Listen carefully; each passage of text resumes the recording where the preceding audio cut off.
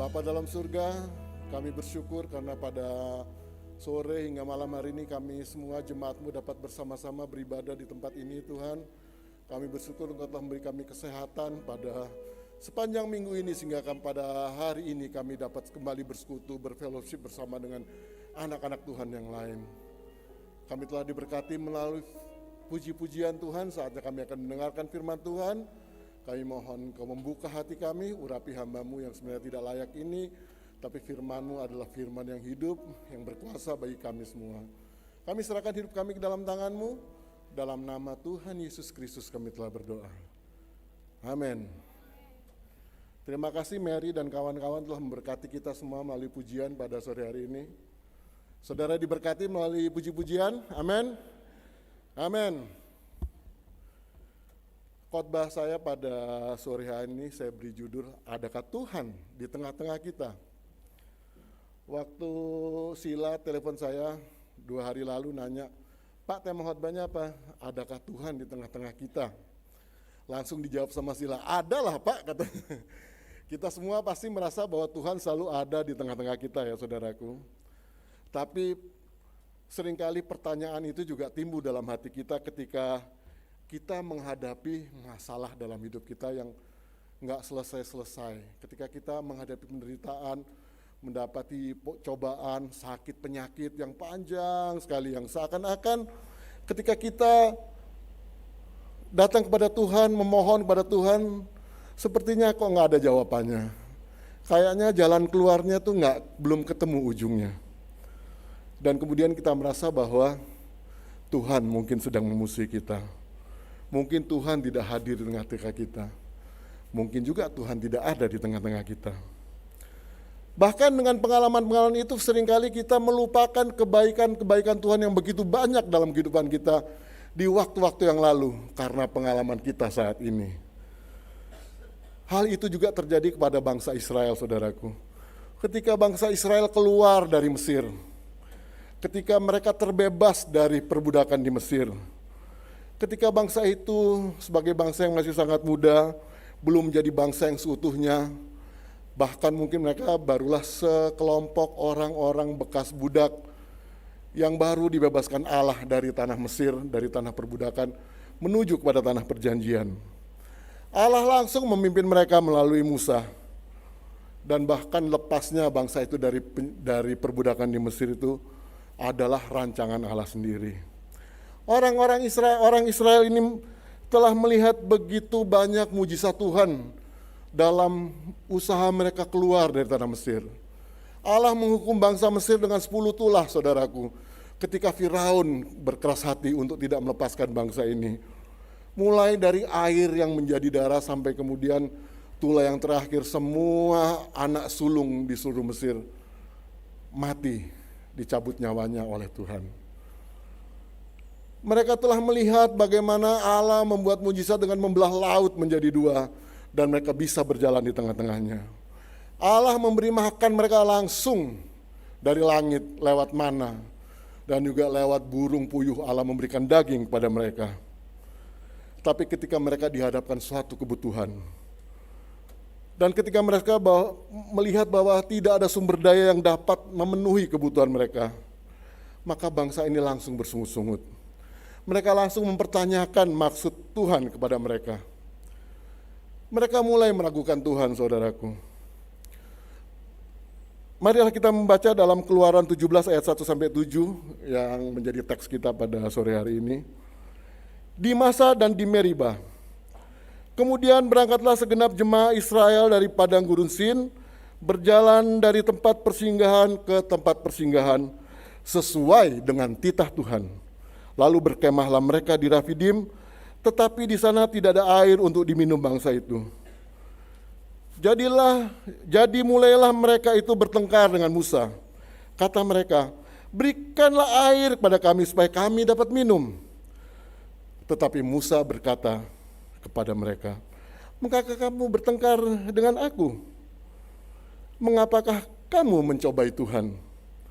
Hauslah bangsa itu akan air di sana, bersungut-sungutlah bangsa itu kepada Musa dan berkata, mengapa pula engkau memimpin kami keluar dari Mesir untuk membunuh kami, anak-anak kami, Dan ternak-ternak kami dengan kehausan. Lalu berseru-serulah Musa kepada Tuhan, katanya, apakah yang akan kulakukan pada bangsa ini? Sebentar lagi mereka akan melempari aku dengan batu. Berfirmanlah Tuhan kepada Musa, berjalanlah di depan bangsa itu dan bawalah beserta engkau beberapa orang dari antara para tua-tua Israel. Bawalah juga di tengahmu tongkatmu yang kau pakai memukul sungai Nil dan pergilah. Maka aku akan berdiri di sana di depanmu di atas gunung batu di Horeb. Haruslah kau pukul gunung batu itu dan dari dalamnya akan keluar air sehingga bangsa itu dapat minum. Demikianlah diperbuat Musa di depan mata tua-tua Israel. Dinamailah tempat itu Masa dan Meribah oleh karena orang Israel telah bertengkar dan karena mereka telah mencobai Tuhan dengan mengatakan, adakah Tuhan di tengah-tengah kita atau tidak? Adakah Tuhan di tengah-tengah kita atau tidak, saudara?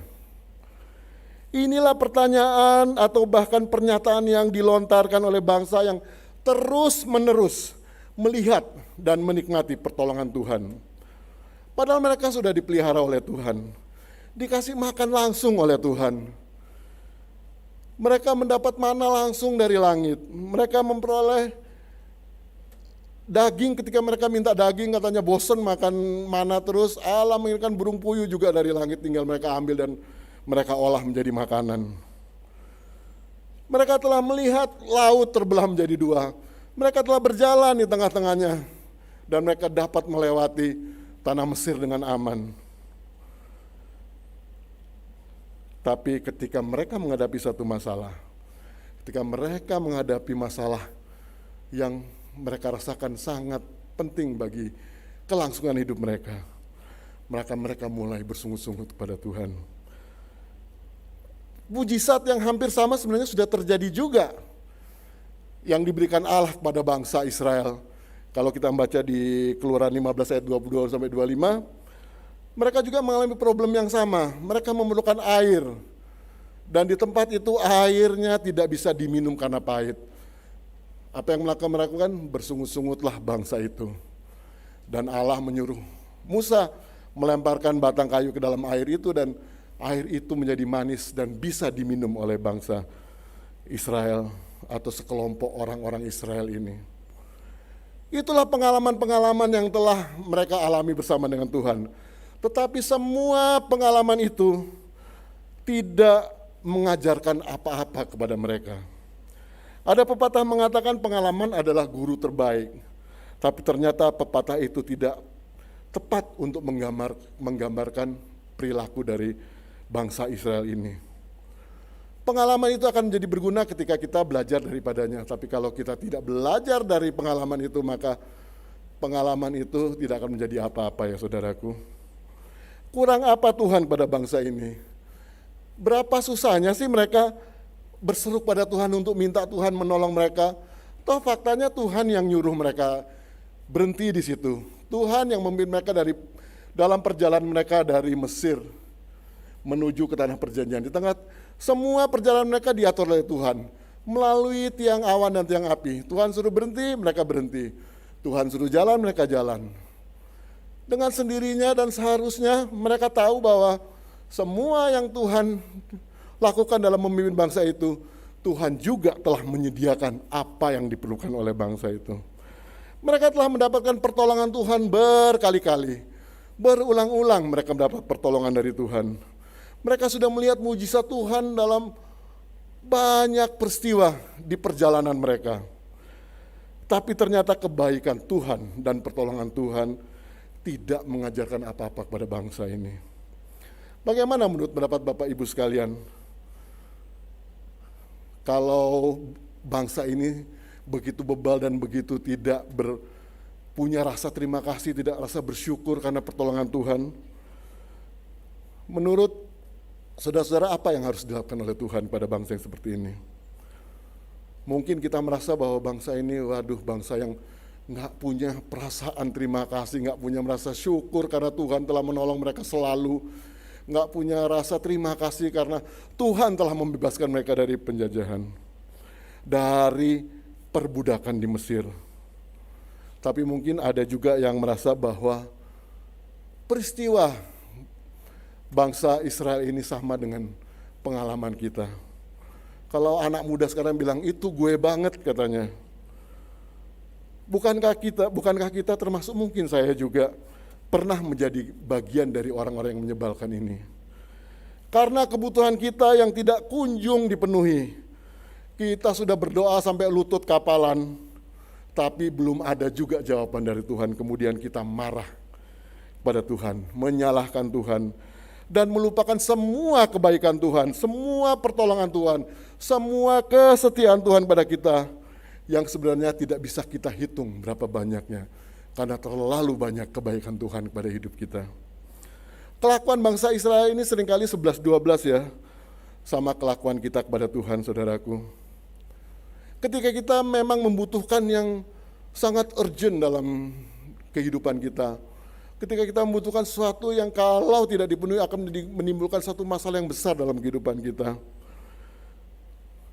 Ketika kebutuhan itu ternyata sampai saat ini ketika kita minta Tuhan, Tuhan belum menjawabnya. Maka kekuatan-kekuatan dari kebutuhan itu mampu menggerakkan kita kepada pilihan yang salah dalam kehidupan ini. Tuhan pun bisa kalah, saudaraku, ketika kita diperhadapkan dengan kebutuhan atau bahkan kebutuhan dalam tanda petik yang bisa membuat kita meninggalkan Tuhan. Ada pendapat mengatakan bahwa karena kebutuhannya, maka manusia bisa mencari Tuhan mana saja yang cocok dengan kebutuhannya. Dan dalam usahanya memenuhi kebutuhan itu, manusia bisa juga menggunakan segala macam cara untuk memenuhinya. Dan seringkali juga rela melakukannya dengan cara yang salah. Kan saya butuh, kalau enggak begitu saya akan mati. Itulah selalu yang menjadi alasan ketika manusia melakukan perbuatan-perbuatan yang tidak diperkenan Tuhan dalam rangka memenuhi kebutuhannya. Saya dalam sel care saya dengan beberapa hamba Tuhan, ada seorang hamba Tuhan, dia cerita pengalamannya dia. Seorang temannya dari kecil, dari sekolah minggu sama-sama menjadi besar, dan kemudian setelah dia dewasa, dia menikah dengan orang yang berbeda keyakinan dan dia mengikuti orang itu. Intinya dia meninggalkan imannya. Dan dalam perjalanan hidupnya beberapa tahun yang lalu, suaminya menderita sakit, sakitnya berkepanjangan, dan dia harus merawat, harus mencari uang untuk kebutuhan perawatan suaminya yang tidak bisa bekerja lagi. Dan dia kemudian mengeluh pada ibu pendeta ini, dan dia mengatakan, mungkin saya salah sama Tuhan, saya harus kembali kepada Tuhan. Singkat cerita, suaminya meninggal dan dia kembali lagi kepada imannya. Baru beberapa bulan yang lalu, hamba Tuhan ini cerita, dan hamba Tuhan ini memang begitu perhatian kepada temannya ini supaya dia tetap terjaga imannya, jangan sampai dia salah jalan lagi. Bahkan anak-anaknya kemudian dibaptis, karena anak-anaknya sudah besar. Tapi beberapa bulan ini tiba-tiba ibu pendeta ini kehilangan kontak dengan temannya itu. Dicoba dihubungi, nggak bisa, semua nggak di WA, nggak dibalas. Mencoba komunikasi lewat Facebook, lewat inbox, juga tidak dibalas. Sampai pada akhirnya ibu pendeta ini mendapat kabar bahwa yang bersangkutan telah menikah kembali. Dan kembali lagi salah jalan. Itulah karena kebutuhan. Manusia bisa melakukan hal itu, saudaraku. Ibu pendeta ini dia sampai merasa sakit dan terbeban dan sedih, kenapa kok dia kurang merawat ya. Dan kami teman-temannya yang merawat ya, ibu relakan saja, kan firman Tuhan sudah berdengung dalam dirinya. Tapi itulah kenyataan yang terjadi. Kebutuhan manusia bisa membuat manusia dengan mudah meninggalkan imannya. Hal itu menunjukkan bahwa manusia itu rapuh dalam mengelola kehidupan ini. Dan sebenarnya kerapuhan itu adalah sesuatu yang manusiawi. Bangsa Israel di tengah perjalanannya diperhadapkan dengan kebutuhan akan air minum. Dan kebutuhan itu adalah kebutuhan primer, saudaraku. Kalau kita nggak minum, kita bisa mati. Mereka adalah sekelompok orang dalam jumlah yang besar. Di tengah padang gurun yang nggak ada air. Bayangkan kalau nggak ada air, mereka semua pasti satu ketika akan mati kalau tidak terpenuhi airnya. Tapi bukankah Allah sendiri yang membawa mereka ke Rafidim itu, ke tempat itu? Allah sendiri yang memimpin dan meminta mereka berkemah di situ. Masa kan Allah nggak menyediakan yang mereka butuhkan? Di samping itu mereka juga sudah pernah melihat berkali-kali mengalami pertolongan Tuhan dalam perjalanannya. Bangsa ini terus-menerus melihat mujizat dan pertolongan Tuhan dalam dalam perjalanan mereka dari Mesir sampai ke tempat yang saat itu terjadi di Rafidim. Itulah yang terjadi pada bangsa Israel. Mereka selalu mengalami pertolongan Tuhan, tapi setiap kali ada masalah, selalu juga melupakan pertolongan Tuhan dan kemudian menyalahkan Tuhan. Selalu mengenang dan rindu pada masa lalu di Mesir. Padahal waktu di Mesir mereka juga menjadi budak, hidupnya juga menderita. Saudaraku yang terkasih dalam Kristus, inilah pelajaran yang bisa kita ambil dari cerita ini. Tuhan selalu hadir di tengah-tengah kehidupan kita. Ketika kita dibebaskan dari perbudakan dosa, maka Tuhan selalu hadir dalam kehidupan kita. Ia berjalan bersama-sama dengan kita. Ia mengerti semua masalah dan kebutuhan kita. Masalahnya adalah kita seringkali melupakan kebaikan Tuhan. Kita seringkali mengeluh pada Tuhan dengan ekspresi iman yang salah, yang menunjukkan betapa rapuhnya kita. Dengan kata lain, betapa kurangnya iman kita kepada Tuhan. Perasaan-perasaan itu adalah perasaan manusiawi kita yang rentan dan rapuh, baik secara kemanusiaan maupun secara iman. Itulah sebabnya ketika bangsa Israel bersungut-sungut, ketika mereka memerlukan air minum, ketika ekspresi iman mereka tidak nampak atau mereka tidak punya iman terhadap Tuhan, padahal Allah sendiri yang memerintahkan mereka berhenti di situ. Karena Allah yang memerintahkan, maka Allah pasti menyediakan keperluan mereka seperti yang sudah-sudah. Tapi mereka melupakan semua perbuatan tangan Tuhan kepada mereka. Sampai Musa pun gemes sama mereka. Musa kesal sama mereka. Musa sampai berseru pada Tuhan, katanya begini, apakah yang harus kulakukan pada bangsa ini? Apa yang harus dilakukan pada bangsa yang seperti ini, saudaraku? Bagaimana menurut saudara? Apa yang harus dilakukan dengan orang-orang yang seperti ini? Apakah Tuhan kemudian marah menghukum mereka? Ternyata yang dilakukan Tuhan adalah menyuruh Musa memukulkan tongkatnya ke gunung batu di situ. Dan keluarlah air dari gunung batu itu. Sehingga mereka semua dapat minum dengan sepuasnya dari mata air yang disediakan Tuhan kepada mereka. Tuhan tidak marah kepada bangsa itu. Tuhan sabar terhadap keluh kesah bangsa Israel. Walaupun mereka mengekspresikan imannya dengan cara yang kelihatannya salah. Allah mengerti keterbatasan manusia. Allah mengerti kerapuan kita, saudaraku. Ia hadir di setiap langkah-langkah kita. Daud ketika mengalami penderitaan yang berat, Daud pun pernah berseru kepada Tuhan. Allahku, Allahku, mengapa engkau meninggalkan aku? Aku berseru tetapi engkau tetap jauh dan tidak menolong aku. Allahku, aku berseru pada waktu siang, tapi engkau tidak menjawab. Dan pada waktu malam, tetapi tidak juga aku tenang. Mazmur 22 ayat 1 dan 2.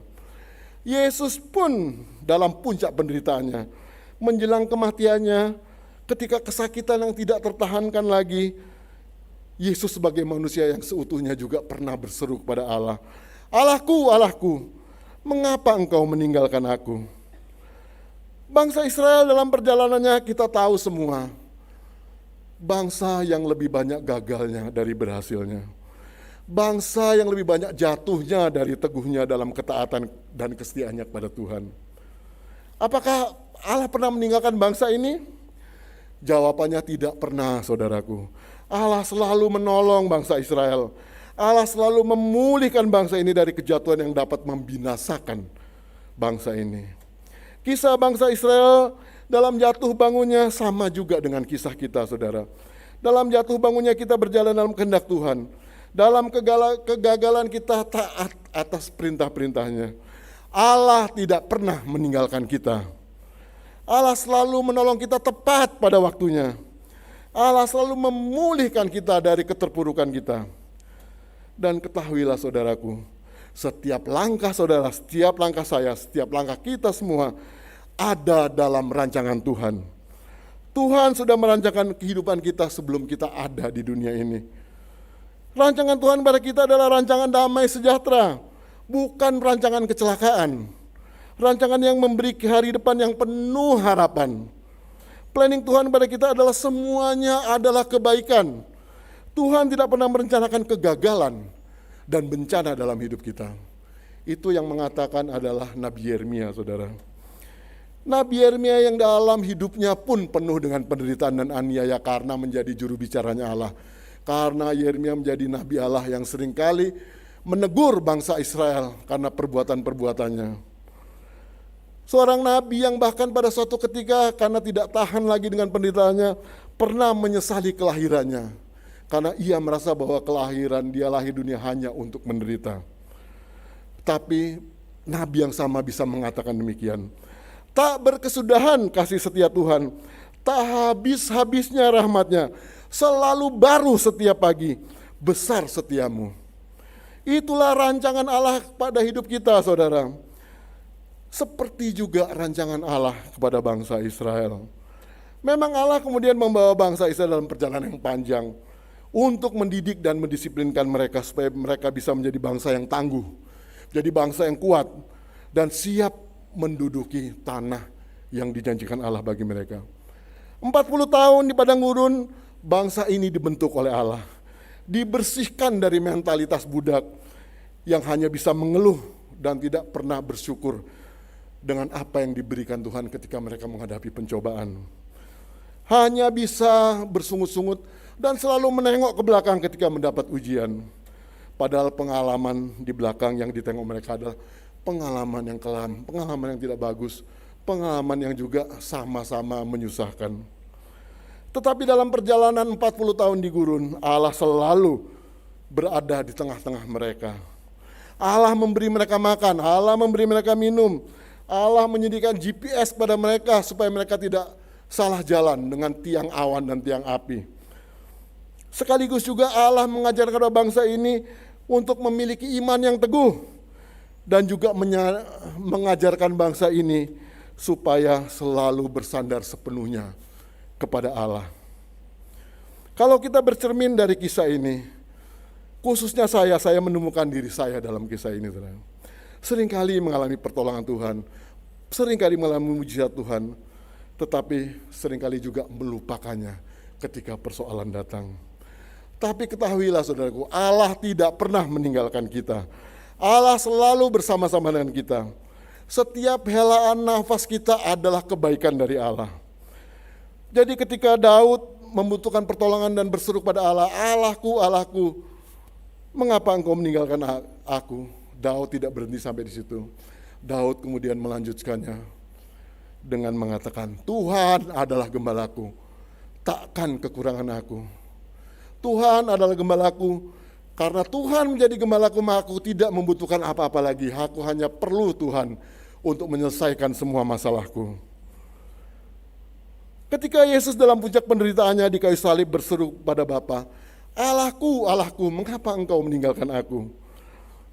Dalam penderitaan yang tidak terkira, Yesus sebenarnya benar-benar telah ditinggalkan oleh Bapa. Karena apa? Karena Yesus menjadi kutuk menggantikan kita. Ketika Yesus yang tidak berdosa menjadi dosa karena kita, Allah memisahkan dirinya dengan Yesus. Karena Yesus harus mati menggantikan kita yang seharusnya binasa karena dosa-dosa kita. Karena kematiannya lah maka kita beroleh anugerah. Kita menjadi umat tebusan yang dibenarkan karena kematian dan kebangkitan Yesus. Anugerah keselamatan inilah yang menjadi pemberian atau hadiah terbesar dari Allah kepada kita. Itulah rancangan Allah yang terbesar bagi kita, manusia yang rapuh dan seharusnya hina ini. Kalau nyawanya saja rela diberikan oleh Allah supaya kita tetap hidup, kita yang seharusnya tidak berharga di hadapan Tuhan. Apalagi hanya kebutuhan jasmani kita, apalagi hanya kebutuhan hidup kita. Allah pasti menyediakan bagi kita. Amin, saudara. Fulton J. Sheen mengatakan demikian. Allah tidak mengasihi kita karena kita berharga, tetapi kita menjadi berharga karena Allah mengasihi kita. Allah mengasihi kita dan tidak pernah membiarkan kita sendirian dalam mengarungi hidup ini. Allah selalu berada di tengah-tengah kita, saudara. Dia berada dalam setiap kebutuhan kita. Allah selalu tahu apa yang kita perlukan dalam hidup ini. Allah hanya mau mengajarkan kepada kita untuk selalu berserah dan bergantung sepenuhnya kepadanya. Saudaraku yang terkasih dalam Tuhan, mungkin ada di antara kita yang saat ini sedang berada dalam padang gurun kehidupan. Airnya tidak juga kelihatan ketika kita harus minum. Yakinlah, saudaraku, Allah akan menyediakan air itu dengan caranya. Amin. Dengan cara yang tidak kita duga. Allah menyediakan air itu dari gunung batu, air yang punya kualitas terbaik, air yang jernih dan enak diminum. Allah tidak menyediakan air itu dari bawah gurun, karena mungkin air itu keruh dan tidak bisa diminum. Allah menyediakan yang terbaik bagi kita, tepat pada waktunya, saudara. Yang harus kita lakukan adalah ekspresikanlah segala masalah-masalah kita, segala beban-beban kita, segala kebutuhan kita dengan cara yang benar. Berserulah kepada Bapa di surga, dalam nama Yesus, mintalah pertolongan Tuhan. Dan jangan lupa saudara juga bersyukur atas semua yang Tuhan telah lakukan dalam hidup saudara. Berserah sepenuhnya kepada Tuhan. Yakinlah bahwa Tuhan akan memenuhi apa yang menjadi kebutuhan kita. Dan yang paling penting ketika kita menghadapi masalah ini, gunakanlah momen itu juga memenuhi kehausan rohani kita. 1 Korintus 10 ayat 4 mengatakan, dan mereka semua minum minuman rohani yang sama, sebab mereka minum dari batu karang rohani yang mengikuti mereka, dan batu karang itu ialah Kristus. Yesus adalah batu karang yang teguh. Dengan melandaskan diri kita kepadanya, maka kita akan kokoh berdiri. Kebutuhan akan air bagi jiwa kita, kebutuhan rohani kita, kehausan rohani kita akan dipenuhi karena Yesuslah yang menjadi sumber mata air rohani kita. Alkitab mengatakan kita tidak akan mengalami haus lagi. Kita mengalami limpahan rohani dalam hidup kita ketika kita minum dari sumber mata air yang benar, yaitu Yesus Kristus. Dan bersama dengan itu, seiring dengan itu, Tuhan juga menyediakan semua yang kita butuhkan dalam kehidupan kita. Sebesar apapun yang saudaraku butuhkan, jangan pernah ragu-ragu datang dan berseru kepada Tuhan. Apabila Tuhan tahu bahwa itu adalah kebutuhan yang sangat penting bagi kehidupan kita. Ketika Tuhan tahu bahwa kita harus terpenuhi kebutuhannya, dan Tuhan berkenan atasnya, maka Tuhan pasti akan memenuhi kebutuhan kita. Amin. Tuhan akan memenuhinya dengan limpah, karena kita adalah anak-anak Tuhan. Tuhan akan memberkati kita dengan limpah, saudaraku. Percayalah, Tuhan tidak pernah meninggalkan kita. Tuhan selalu ada di tengah-tengah kita. Amin. Mari kita berdoa. Bapa dalam surga, kami anak-anak pada sore hari ini datang dengan hati yang penuh syukur kepadamu Tuhan. Karena kami yakin kami mempunyai Allah yang ada di tengah-tengah kami, bersama-sama dengan kami dan selalu siap menolong dan memimpin kami melewati kehidupan ini. Tahun 2023 kami banyak ramalan mengatakan bahwa dunia akan mengalami kesulitan. Tapi kami anak-anakmu pada hari ini mengklaim bahwa Engkau akan selalu menolong kami bersama-sama dengan kami untuk melewati masa-masa yang sulit itu. Terima kasih Tuhan atas berkat kepada kami. Limpahkanlah kasih-Mu kepada kami. Jadikanlah kami orang yang selalu beriman dengan sungguh-sungguh padamu. Jadikan kami orang yang selalu berjalan dalam kehendak-Mu Tuhan. Dan pada waktu yang sama, Engkau juga akan berkati kami. Terima kasih Bapa, dalam nama Tuhan Yesus Kristus kami telah berdoa. Amin.